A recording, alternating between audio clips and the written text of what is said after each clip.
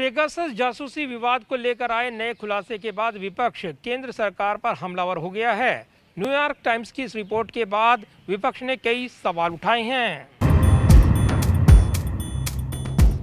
जासूसी के लिए इस्तेमाल किए जाने वाले इजरायली स्पाईवेयर पेगासस पर न्यूयॉर्क टाइम्स के खुलासे से मोदी सरकार एक बार फिर सवालों के घेरे में है।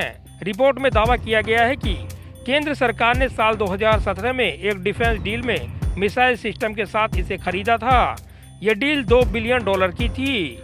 इस रिपोर्ट का हवाला देते हुए सरकार पर निशाना साधते हुए कांग्रेस नेता राहुल गांधी ने ट्वीट करते हुए हमला बोला है। राहुल गांधी ने कहा कि मोदी सरकार ने हमारे लोकतंत्र की प्राथमिक संस्थाओं, राजनेताओं और जनता की जासूसी करने के लिए पेगासस खरीदा था। फोन टेप करके सत्ता पक्ष, विपक्ष, सेना, न्यायपालिका सबको निशाना बनाया गया है।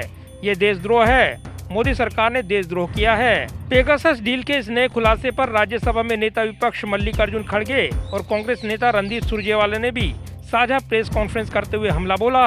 रणदीप सुरजेवाला ने कहा कि ये स्पष्ट है कि सरकार ने संसद में झूठ बोला था। ये भी स्पष्ट है कि लोगों को ठगा गया और नागरिकों से झूठ बोला गया। हम सदन में जिम्मेदारी तय करेंगे। सुरजेवाला ने कहा कि हम सुप्रीम कोर्ट से संज्ञान लेने और दंडात्मक कार्रवाई शुरू करने की मांग करते हैं। मोदी सरकार ने गैर कानूनी और असंवैधानिक तरीके से अपने ही नागरिकों के खिलाफ जासूसी स्पाईवेयर पेगासस इजराइल से खरीदकर इस्तेमाल किया और उसके लिए सीधे प्रधानमंत्री नरेंद्र मोदी जिम्मेवार हैं। ये प्रजातंत्र का अपहरण है और देशद्रोह है। 5 सत्य अब सामने हैं। नंबर 1, मोदी सरकार ने साल 2017 में जब प्रधानमंत्री नरेंद्र मोदी इजराइल गए थे तो इजराइल से जो मिलिट्री इक्विपमेंट खरीदा उसके सेंटर पीस में पेगासस जासूसी सॉफ्टवेयर था और $2 बिलियन से इसकी खरीद की गई। राज्यसभा में विपक्ष के नेता मल्लिकार्जुन खड़गे ने कहा कि देश के नागरिकों की पेगासस के जरिए जासूसी करना देशद्रोह है।